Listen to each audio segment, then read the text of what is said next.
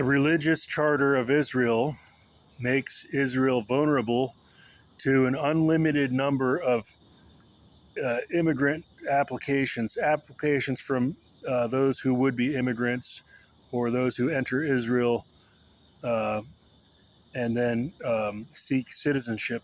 An unlimited number of Africans could have the Jewish heritage from marriage with a breeding with a Jewish woman. I don't know about marriage, but let's just say breeding with a Jewish woman. And then they can all go and say that they want citizenship in Israel. Because of the religious charter of Israel,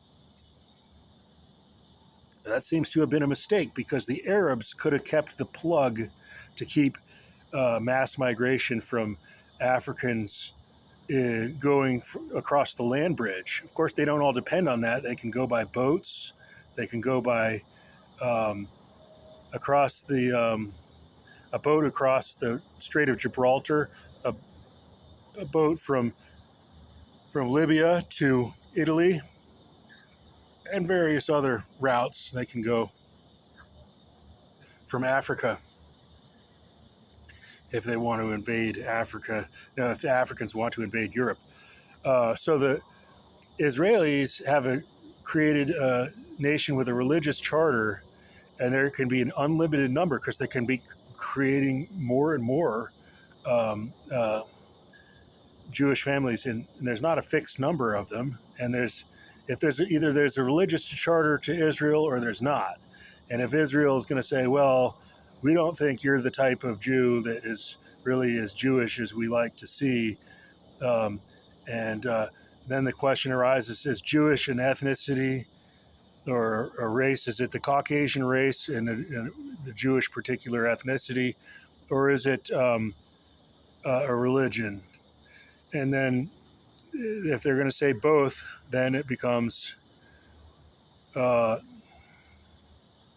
obstruction to the practice of Judaism by other races. So Israel looks like a failing strategic error, and I think the Europeans, the Eastern Europeans, have to recognize that it was an error to make a religious charter for the state of Israel. Maybe they'll say that's not the only reason for Israel, but let's just say if they're making fools of themselves by racially discriminating while they're talking about religion and emphasizing religion, and then they're racially discriminating, and it's like at the end of the day, they're not really focused on religion after all. They're emphasizing religion all the time, and come and be religious with us, so we're going to make religion into our format for interracial society integration.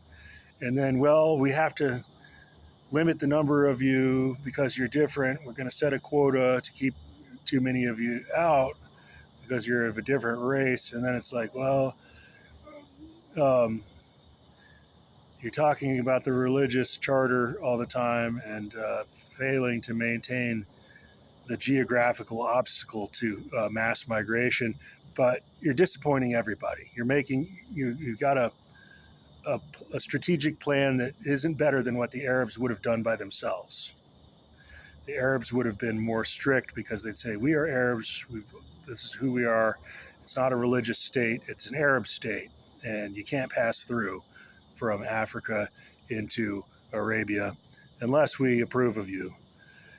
But the Israelis, they've brought in this religious charter that complicates things, and there can be an unlimited number. I'm not saying Abiy Ahmed is a Jew. It's not bad if he's a Jew. Maybe he would be a model citizen of Israel. Maybe Jewish women admire him.